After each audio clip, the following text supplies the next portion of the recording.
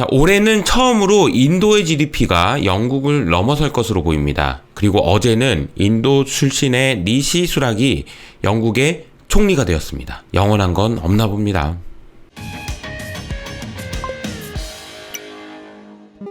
오늘은 시장에 대한 이야기, 인도, 홍콩에 대한 이야기, 그리고 미국 국채에 대한 이야기를 해보도록 하겠습니다. 다우는 1.3%, 나스닥 0.8% 상승했고요. 전반적으로 큰 폭으로 상승했습니다. 테슬라만 유독 보이네요. 넷플릭스도 최근 상승폭을 반납하는 그런 모습입니다. 자, 놓고 보면은 7월 달부터 나스닥이 크게 반등을 했었고 베어마켓 랠리다 아니다 이런 말들이 굉장히 많았는데 이번에도 의미 있는 반등이 시작된 것 같습니다. 어디까지 올라갈지 모르겠지만 조금 더 반등이 이어지지 않을까라는 의견들이 많아지고 있는데요.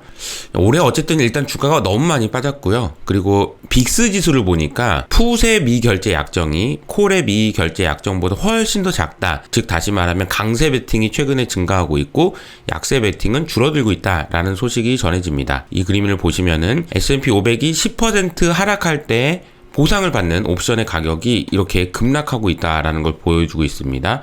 최근에 주가가 반등할 수 있는 요인 중에 하나라고 보시면 되겠죠. 미결제 약정은 콜은 이렇게 늘어나고 있는데 풋은 조금 덜 늘어나고 있다.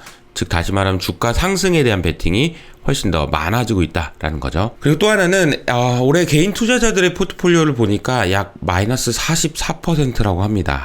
참 이게 굉장히 너무 안타까운 소식이죠. 주가가 하락한 것보다 개인 투자자들이 투자를 많이 한 종목들의 하락이 훨씬 더 컸다라는 이야기인데요. 개인 투자자들이 많이 산 주식들의 성과를 보면 너무 큰 폭의 마이너스를 기록하고 있다라는 것을 볼 수 있습니다. 특히나 2020년 코로나 이후로 굉장히 마이너스였다가 플러스 40%까지 갔다가 지금은 마이너스 20%. 개인 투자자분들이 워낙 손실도 많고 여러 가지로 스트레스를 많이 받고 하시다 보니까 아마 이런 내용들도 나오는 것 같은데요. 어제 개인적으로 저도 존경하는 윤지호 센터장님이 페북에서 굉장히 푸념을 하셨습니다.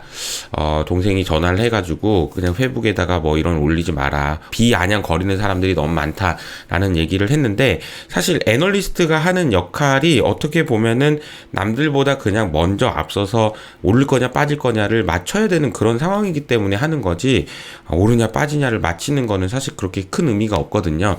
그래서 이 방송을 보시는 분들도 누가 맞았네 저거 맞았네 이런 얘기보다는 그 분들이 하시는 논리에 대한 내용들을 집중하시는 게 어떨까라는 생각을 말씀드려 봅니다. 반면에 골드만삭스와 BOA는 특히 유럽 주식에 대한 비관적인 전망을 내놨는데요. 인플레이션과 금리 인상 비슷한 내용들입니다. 정책 불확실성 영향 때문이다. 골드만삭스의 전망은 아마도 실적이 더 안 좋아질 거고 PMI 지수도 안 좋기 때문에 주가는 더 빠질 수 있다. 이렇게 보는 것 같습니다. 어닝 추정치도 계속 하향 조정되고 있다라는 거죠. 본격적으로 오늘부터 이제 빅테크 기업들의 실적 발표가 이어지는데요.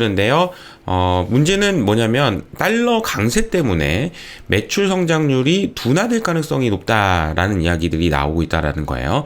그래서 상반기 내내 관찰된 온라인 지출이나 디지털 광고 수입 감소가 지속될 것 같다. 특히 달러 강세로 인해서 매출도 타격을 입을 거다. 이게 오랜만에 중국에서 테슬라가 차량 가격을 인하했다라는 소식이 들립니다. 그래서 최대 8.8%까지 인하를 했는데 수요 감소 조짐이 보이니까 가격 인하를 통해서 어떻게든 판매를 늘려보겠다라는 소식인 것 같고요. 주가는 어제도 1.5% 정도 혼자 하락하는 모습 보였습니다. 미국 채권 시장은 그렇게 큰 움직임이 없었던 것 같고요. 그리고 영국은 지금 10년물 금리가 많이 빠졌고요. 그리고 30년물 금리도 이제는 조정을 받고 있습니다. 영국이 이제는 크게 시장에 영향을 미치지 못하는 것 같습니다. 이번 주 수요일날 발표되는 호주의 CPI가 한 7% 정도로 예상되는데요. 영국과 미국의 금리가 안정되는 것과 달리 호주의 금리는 계속해서 올라가고 있는 상황입니다. 자, 그리고 이제 미국 국채에 대한 이야기를 좀 해보겠는데요. 사실 지금 시장에서 굉장히 좀 중요한 요인 중에 하나가 미국 국채의 유동성이 악화된다라는 얘기가 나온다는 사실이에요.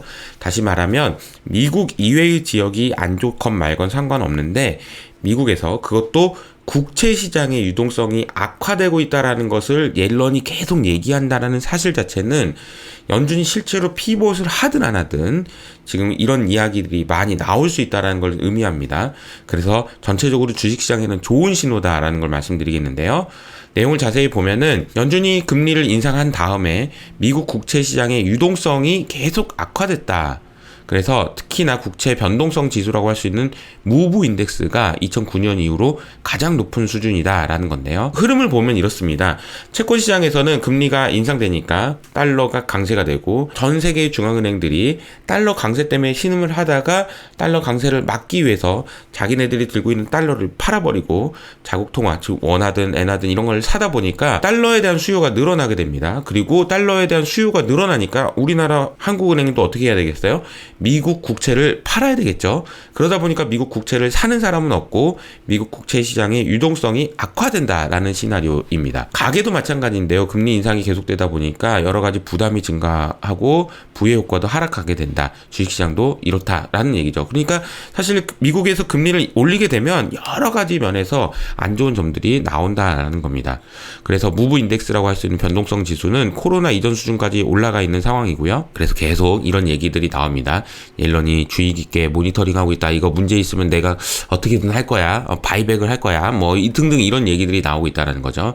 국채 시장이 잘 기능하길 바라고 이런 얘기들을 주의 깊게 모니터링하고 있다라는 얘기는 사실은 유동성이라는 측면에서는 굉장히 강하게 긴축 일변이었던 것에서 조금 변화될 수밖에 없는 이유라는 것을 아시면 좋을 것 같습니다. 반면에 우리나라에서는 CP에 대한 불신이 확산되면서 한 달 새에 MMF 단기채에서 17조 원이나 이탈했다라는 소식이 들립니다. MMF라고 하면은 제일 안정적인 자산이라고 생각을 많이들 하시겠지만 그 자산이 CP를 들고 있다면 혹시 문제되는 거 아니야? 라는 이야기들이 나오면서 MMF에서는 자금이 크게 이탈하고 있다라는 겁니다. 사실 냉정하게 얘기하면 요즘에는 그냥 은행에다가 예금하시는 게 제일 나아요. 환율 움직임은 어제 달러 큰 움직임 없었고요. 그리고 유로와 엔화, 엔화가 지금 개입한 지 지금 이틀 만에 다시 150엔을 돌파하려고 하는데 이게 지금 엔화를 막기 위해서 BOJ가 어제 굉장히 대규모의 자금을 쓴 것으로 알려졌는데 어떻게 될지는 좀 지켜봐야 되겠습니다. 유가는 어제 0.3% 하락했고요. 천연가스 가격이 오랜만에 5% 상승했습니다. 반면에 유럽의 천연가스 가격은 계속 하락하고 있고요. 달러 강세 효과 때문에 유가 하락의 효과가 상쇄되고 있다. 그러니까 브렌트유는 올해 고점 대비 30% 하락했지만 달러가 강세되면서 달러 말고 달러로 사야 되는 그런 나라들에서는 유가 하락의 수혜를 볼 수가 없었다. 우리나라도 마찬가지다. 유럽의 상업용 부동산 거래가 급감하고 있다라는 얘기가 계속해서 들리는데요. 금리 인상과 경기 침체 우려 때문에 그리고 채권금리가 상승하는데 무슨 부동산이냐 이런 이야기가 계속 된다라는 거죠. 그리고 중국의 부동산 가격은 보시는 것처럼 13개월 연속으로 하락하고 있습니다. 인도의 GDP가 1980년대부터 이게 쭉 올라가다가 올해 처음으로 영국의 GDP를 넘어설 것 같습니다. 3.5조 달러 수준인데요. 독립 75년 만에 순액이 200년 이상 인도를 지배했던 영국을 드디어 이끌게 됐다. 감격하고 있다. 인도 언론에서요.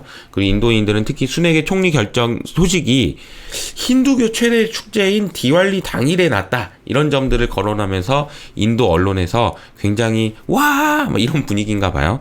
우리나라도 따지면은 우리나라 출신이 일본 총리가 됐다 이런 거가 될까요? 그래서 리시 수낙 전 재무장관이 총리가 될 것을 수락하면서 보수당 의원의 50% 이상 득표를 했거든요. 그리고 이분이 아마 이제 골드만삭스 출신이시고 여러 가지로 경제와 관련돼서는 잘 하고 있으니까 시장 잘 이끌겠지 이런 의견들이 나오면서 시장이 반등하게 된 원인인 것 같습니다. 자, 그리고 어제 나왔던 소식 중에서는 이 그림 보신 적 있나요? 후진타오 소식인데 후진타오와 시진핑의 모습이죠. 그리고 어제의 모습입니다. 이렇게 쫓겨나는 듯, 야, 나 진짜 쫓겨나는 거야? 야, 진핑아, 너 왜 나한테 왜 그런 거야?